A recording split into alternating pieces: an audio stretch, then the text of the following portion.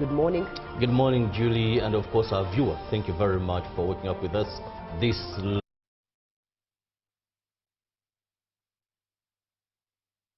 talk about issues regarding UEDCL. I must say there is so much that Ugandans expected. When our own company took over, Uganda Electricity Distribution Company Limited. It is our own, and I want to urge these people who are in vandalizing these towers, these installations, that this is your property. The problem in Uganda, we fail to understand that something I've not purchased to belong to me. Infrastructure.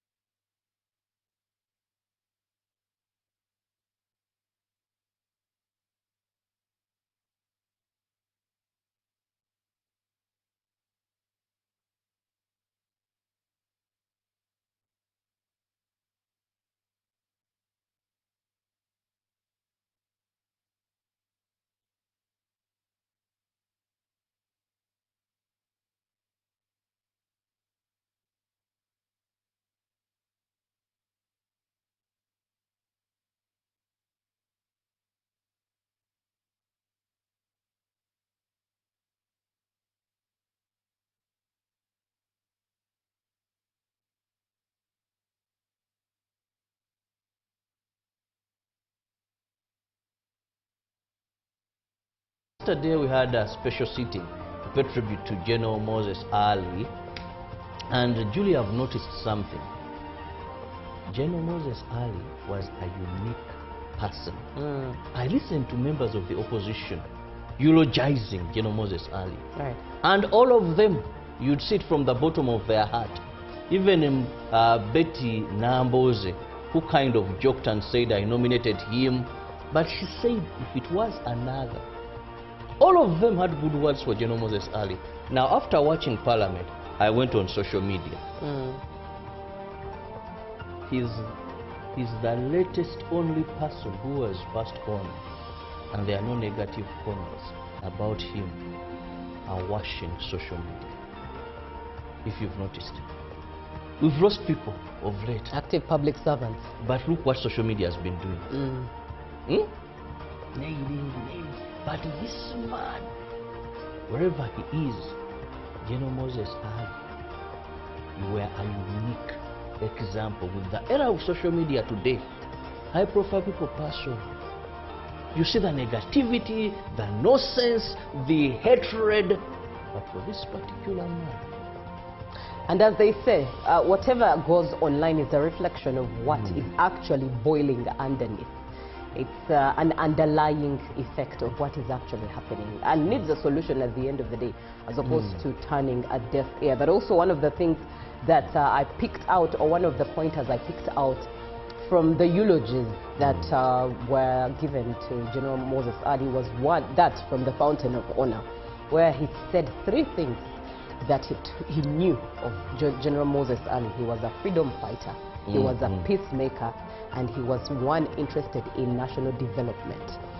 And when those three things were said by the Fountain of Honor, I think my take home was, when as an individual you die, not known, but those who have been around you, those who have existed with you, what will they say? I went to Naguru. I was checking on a friend because he spent a lot of his time there, and the people were actually crying.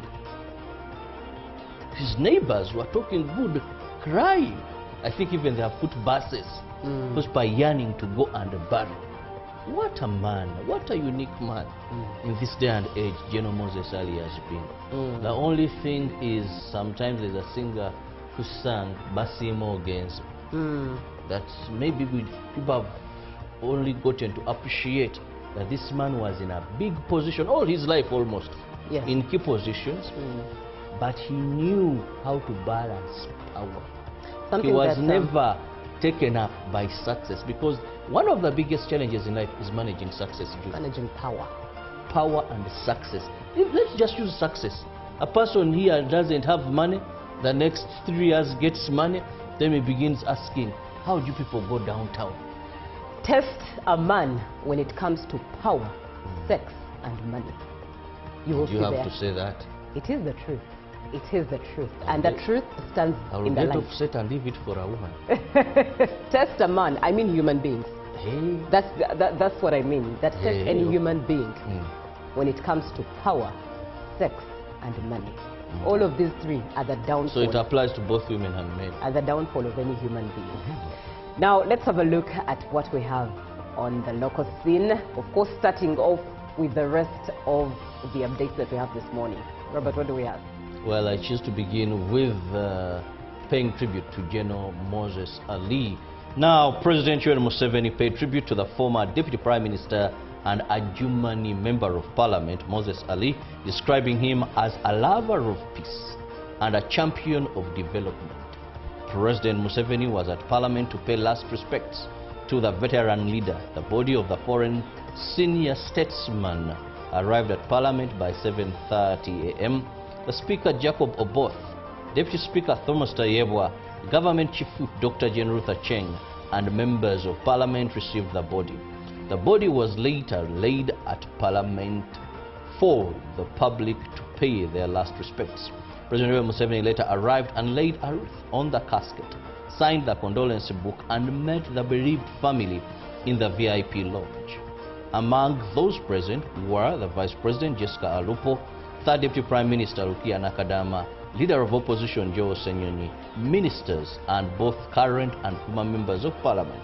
President Museveni eulogized the late Moses Ali as a true peacemaker who prioritized dialogue over confrontation. He remembered Ali as a passionate advocate for West Nile. According to Museveni, the late leader constantly pushed government to develop the region, a call that has since been fulfilled. Parliament later held a special sitting in honor of the late Moses Ali before the body was airlifted to Adjumani for burial. Moses Ali was born in 1939 and died at the age of 87. He will be buried on Thursday, July 23rd in Adjumani district. The Intergovernmental Authority on Development, IGAD, convened a national consultation bringing together key government institutions to advance government's ratification and implementation of the IGAD Protocol on Free Movement of Persons. The meeting seeks to develop a cabinet memorandum that will pave the way for executive approval of the regional protocol. Government ministers, departments, and agencies have convened in Entebbe for a national consultation aimed at strengthening Uganda's commitment to regional integration through the IGAD Protocol on Free Movement of Persons. The consultations seek to develop a cabinet memorandum that will secure executive approval to fast-track the ratification, domestication, and implementation of the protocol. The protocol will promote the movement of persons across IGAD member states, enhance labor mobility, trade, regional integration, and cross-border cooperation. The outcomes of the consultation will inform Uganda's position on the protocol and support harmonized migration policies that facilitate the free movement of persons and safeguard national security. The cabinet memorandum developed from the consultation will guide the country's next steps towards ratifying and implementing the IGAD Protocol on Free Movement of Persons. Rumors of leaders' uncertainty, questions over political detainees, and growing criticism that Uganda's Human Rights Commission has gone quiet remains critical.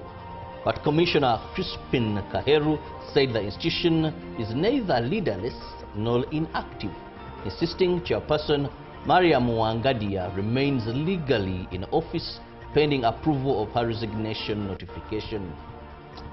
His remarks come just days after the Commission team inspected detention facilities across the country and visited former Ethics Minister Maria Matembe following her release on bail.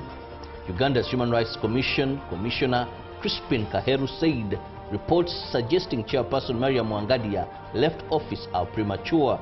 He insists the resignation notice only takes effect after approval by the appointing authority. Kaheru said the commission has been busiest where few cameras ever reach. Just days ago, it teamed up and inspected Kampiringisa National Rehabilitation Center, Chitalia Mini Max Prison, Nakasongola Prison and Makshan Bay Prison to check detainees' conditions, hearing inmates' complaints and pressing authorities for action. The commission has also come under fire for silence over arrests and detention of opposition figures and government critics. These include Elias Lukwago, Dr. Kiza Besigye and Maria Matembe.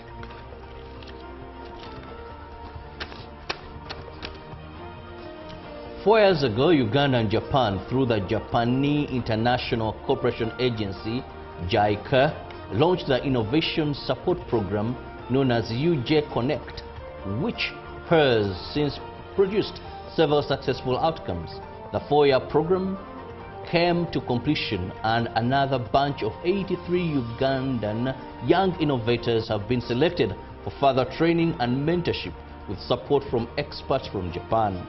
Presiding over the launch, the Permanent Secretary at the ICT and National Guidance, Dr. Amina Zawede, reaffirmed the government's commitment to supporting innovators at all levels to produce products that answer societal problems and compete in global market. Dr. Zawede said, many people start ideas and die along the way. Therefore, in collaboration partners, the government has focused on building human capital and priorities. Beg your pardon. Dr. Zawede said, many people start ideas and die along the way. Therefore, in collaboration partners, the government has focused on building human capital and priorities following the National Development Plan 4. The chief representative of JICA in Uganda said innovation has been a key driver of Japanese development.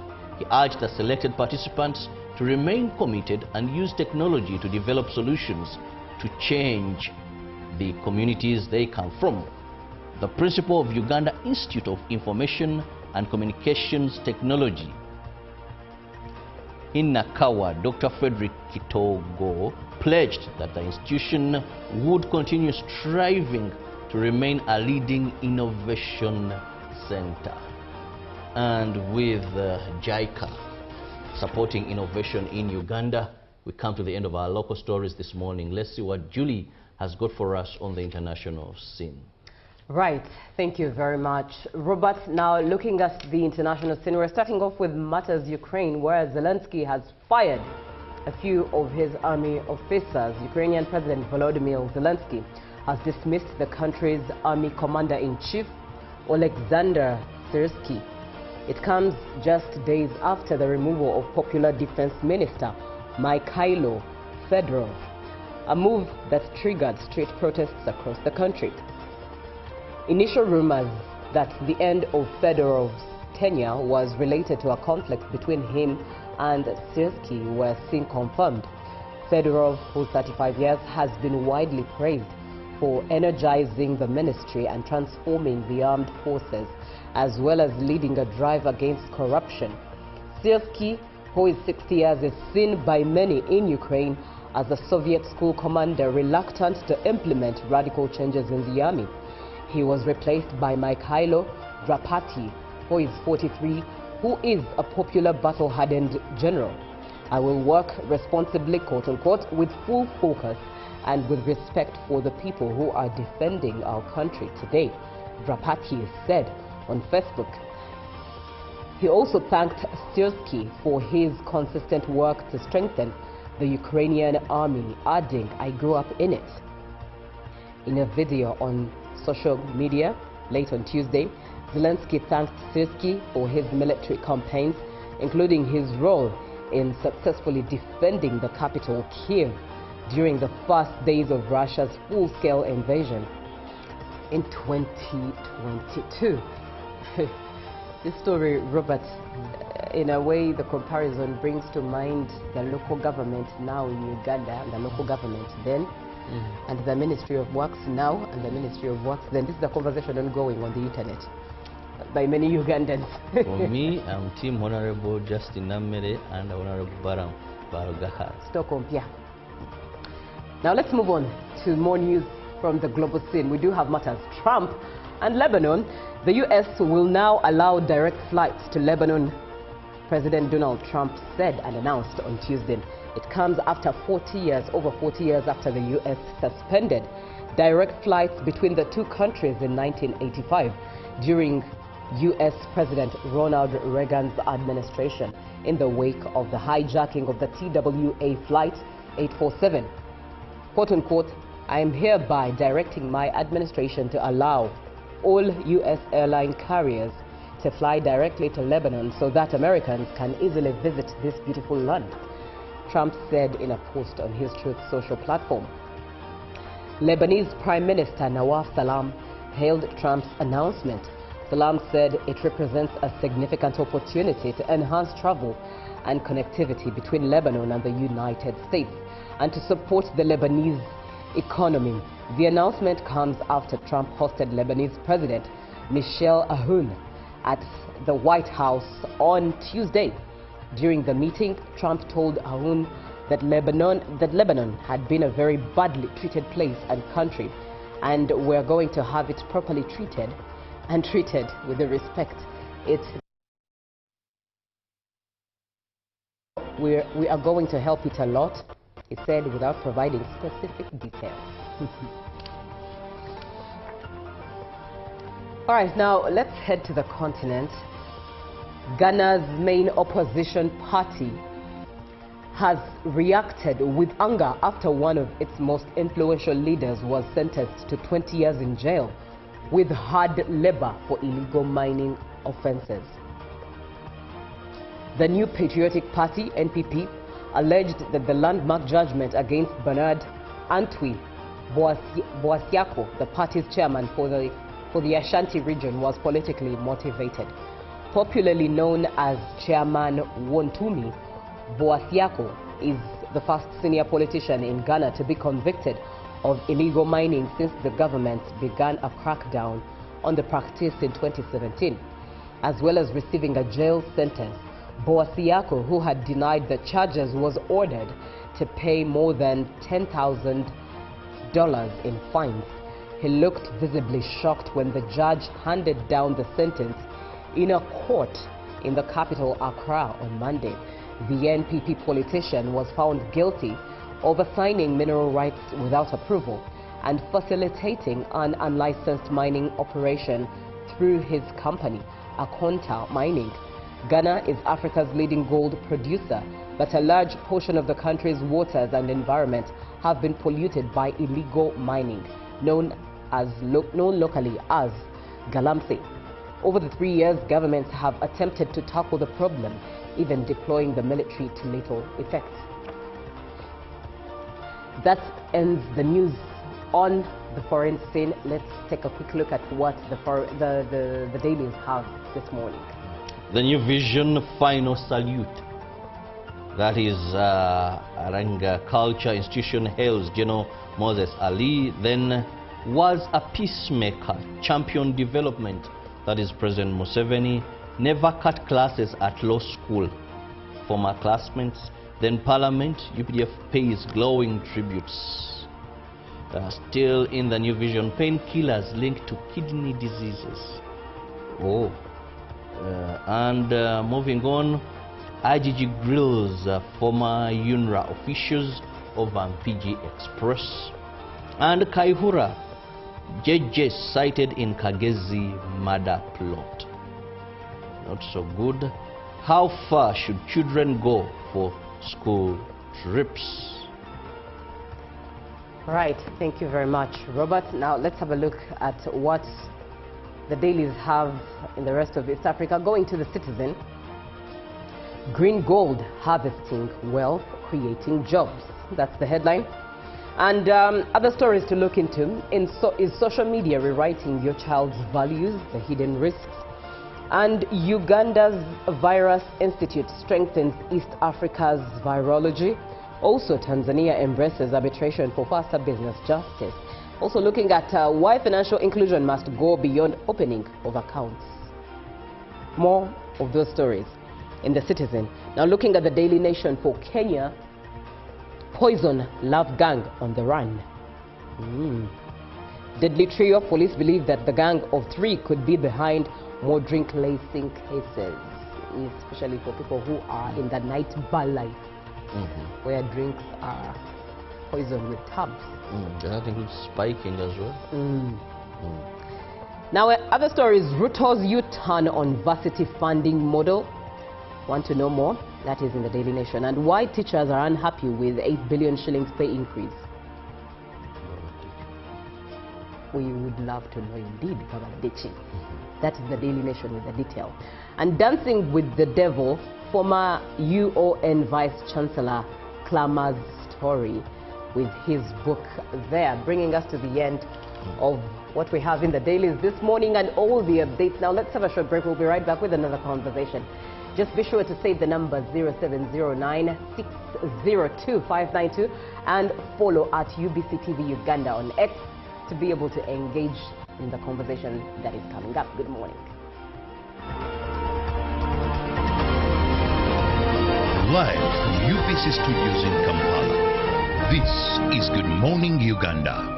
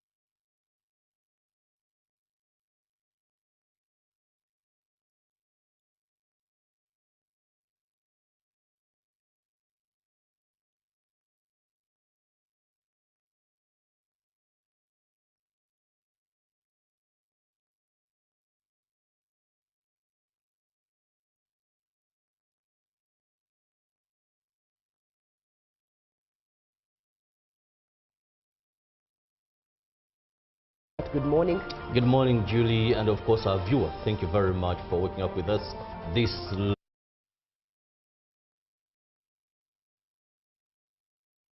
talk about issues regarding UEDCL.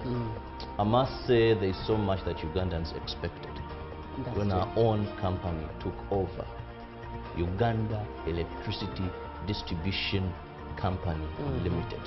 It is our own, and I want to urge these people who are in vandalizing these towers, these installations, that this is your property. The problem in Uganda, we fail to understand that something I've not purchased to belong to me. Infrastructure.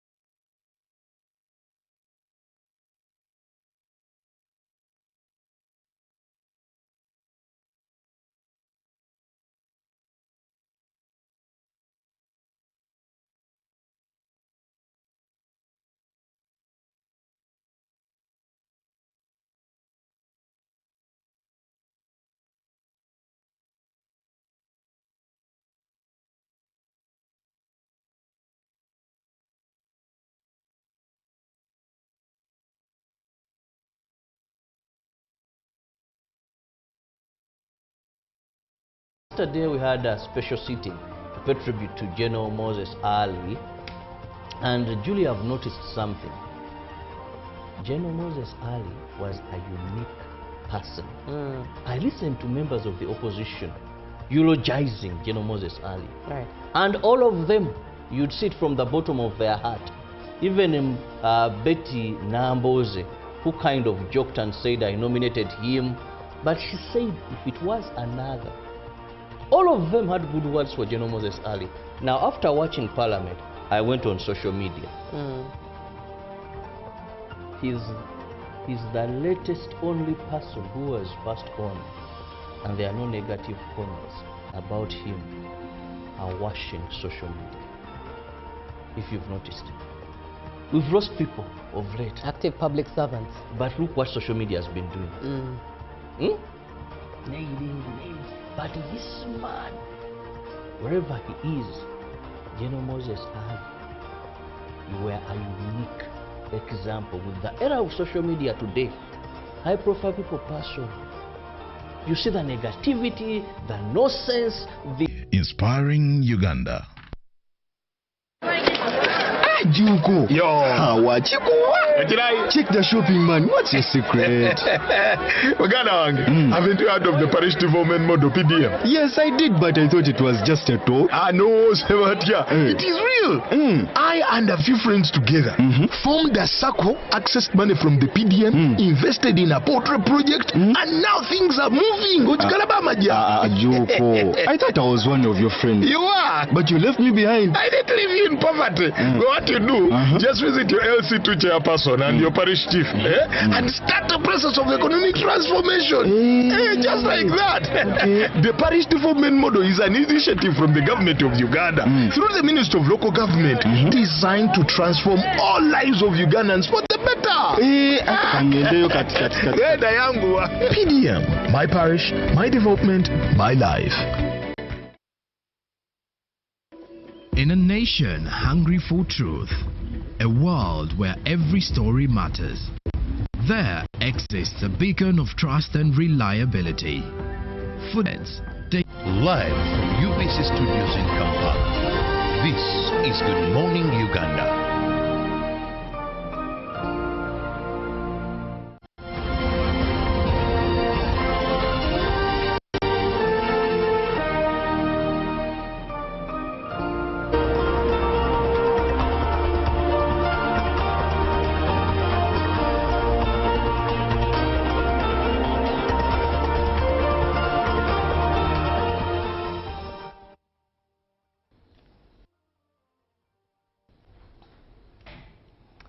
A very good morning to you. It's time for the real welcome back from that short break. It is Good Morning Uganda on UBC TV. And this morning, we are looking at matters public health. My name is Julie F. Nantaba with Robert Chirabo Yonyitono. Now, Uganda is actively tackling a widespread medical fraud, corruption, and the infiltration of unqualified personnel in public hospitals. And the Health Ministry, together with the State House Health Monitoring Unit, alongside the Inspectorate of Government, are leading a countrywide sweep to arrest imposters and exposing them therein, exposing ghost workers at that as well, and of course halting the extortion of desperate patients. Now, recently, Dr. Diana Atwine, the Permanent Secretary of the Ministry of Health, pointed out that health workers in public hospitals it is mandatory for them to wear their uniforms. And one would wonder, do you think making uniforms mandatory for healthcare workers in public health facilities would eliminate quack doctors or quacks in these facilities? Do you think making uniforms mandatory for healthcare workers will eliminate quacks in public health facilities? Do share your opinion. 0709-602-592. That is to WhatsApp, but also to X as well at UBC TV Uganda, and the hashtag is UBCGMU. Robert, this is very interesting. It's interesting because it's sad, as they say, yet it's happening in Ugandan hospitals, that is public hospitals at that. And one would wonder, how do these things even begin? Like, the imagination of someone waking up, getting a lab coat, or not even getting a lab coat, and just presenting themselves as a doctor without qualification, expertise, registration, official registration as an employee in that facility, and they start operating on patients. One, this happened because there are gaps. Yes, there are gaps that allow it, that's true. Now, whenever there are gaps, crafty people take advantage of these gaps. Do you know how many quacks would be sitting on this show? Presenting this show? Wow. And the imagination of that. Just imagine, because what you mean, you know, what you think is impossible. Because I imagine someone walking through the gates of UBC. I remember it was sitting at this set. The greatest quack I've ever heard of. You know, when Nelson Mandela died, there was a quack sign language translator. Oh, yes. Yes. Now, if at such a high-profile function, now our brothers and sisters were watching on TV, understanding nothing. Now, if at that level, remember the presidents that flew in, you can have a quack. Now, what about these public facilities, government hospitals? Last time I saw Honorable Baram Bargahara, he's doing a great job, I must say, where he went to a health facility and the askari was injecting people, treating. Did this askari, just for benefit of a doubt, did this askari perhaps was a trained doctor, but never got the opportunity to be employed in the health space, and as life would have it, ended up at the gate, but knows what to do? No, he learned on the job. Oh, wow. He learned on the job. One time I went to a certain village in Uganda, and they had a veterinary doctor on some island called Busi. Now, a veterinary doctor was moving with a friend. Over time, the friend was observing pain and strip. This is how you inject here and there. So, this man was treating animals for a very long time. Musawo, musawo, musawo, musawo. Until I asked a few questions, I told him, Nayedala, if this is what you're going to administer, to the best of my knowledge, as a cattle keeper, that's when the whole village woke up. Now, when you have gaps, quacks cannot end where you don't have monitors and supervisors present. In government institutions, supervisors are very rarely present. Because if the in charge of that health facility is there, Judy, and performing their work, these quacks have no room. If my producer is there, a quack cannot step on set. Because early morning is here even before me. Our producer. That's true. Even before you arrive, Ruben is here. Now, he will come check, are my presenters on set? How then are you going to have someone run a show because somebody is not there without his knowledge? Now, in health facilities, one of the biggest challenges we are facing and why quacks are there is what we call people have heading or running public health facilities but are operating their private facilities. In communities, they'll tell Doctor Akora Murago, Doctor Akora Chiruddu, Naya ina kliniki. You see, people even run to that facility where they know that the person owning it works in a big government facility. Yeah. Now, between you and me, if I'm having my own business in the same line with what I do, where will priority go?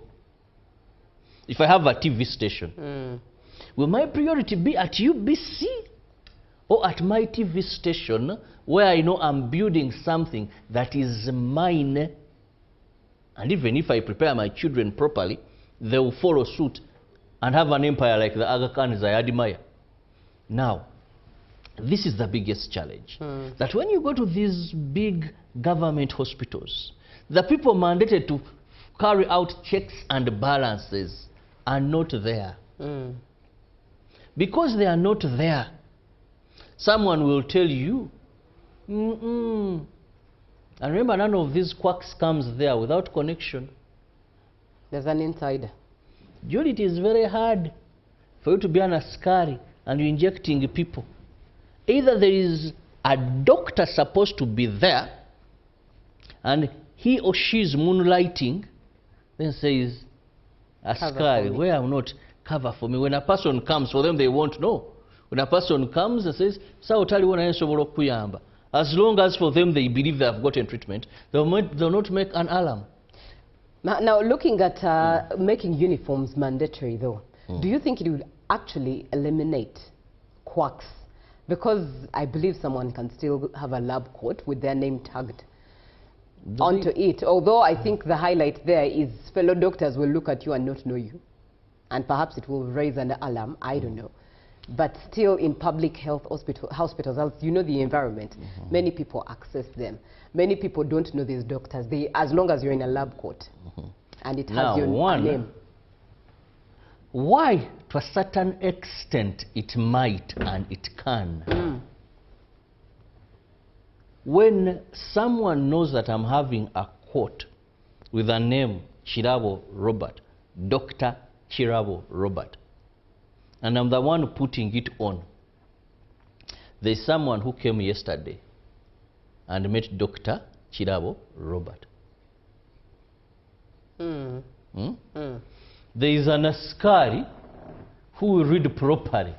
Say, hey, this is not Dr. Chirabo Robert, I know. There is a cleaner who will bypass you. Say, well, this is not Dr. Chirabo Robert, I know.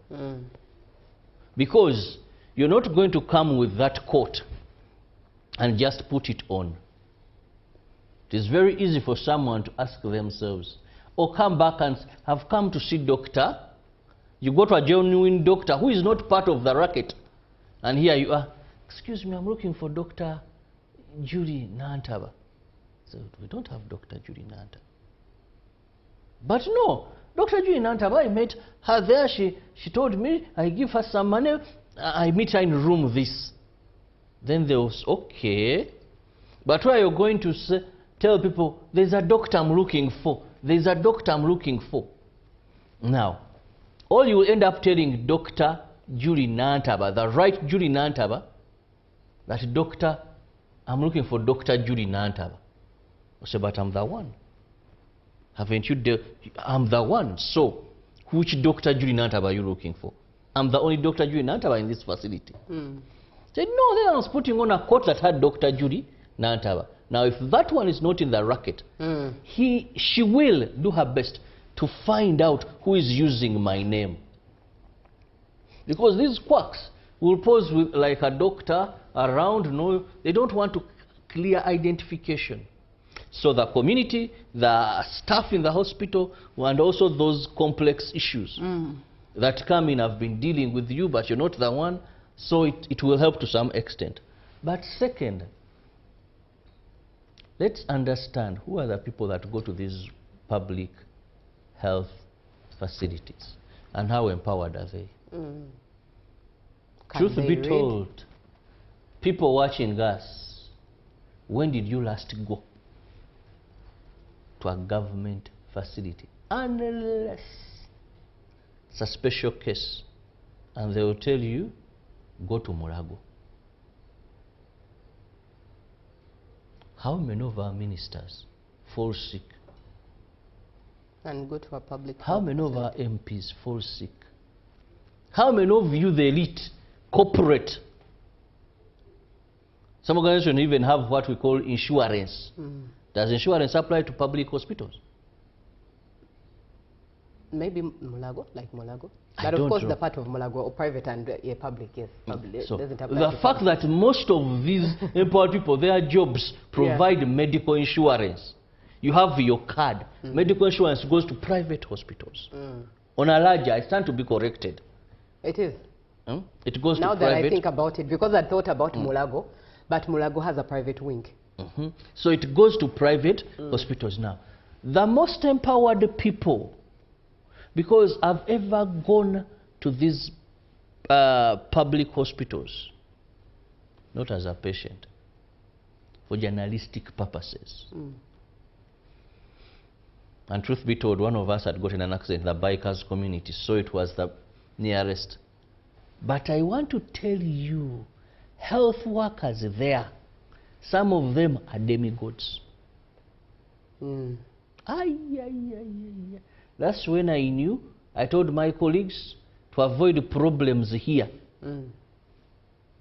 Let me move away. I saw a nurse, just a nurse. People almost bowing down to that person. Musawo, Musawo, Musawo Tuyambe, do us a favor.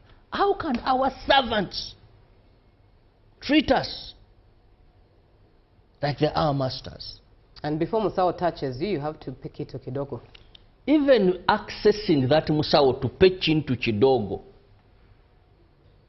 So where you have people that view medical personnel, and where you have medical personnel, and I want to thank Dr. Diana Atwine, you're doing a great job. But also, I don't know what you're going to tell people in these public facilities to understand that a patient is their boss. The patients in Uganda are indeed patient that go to these public hospitals.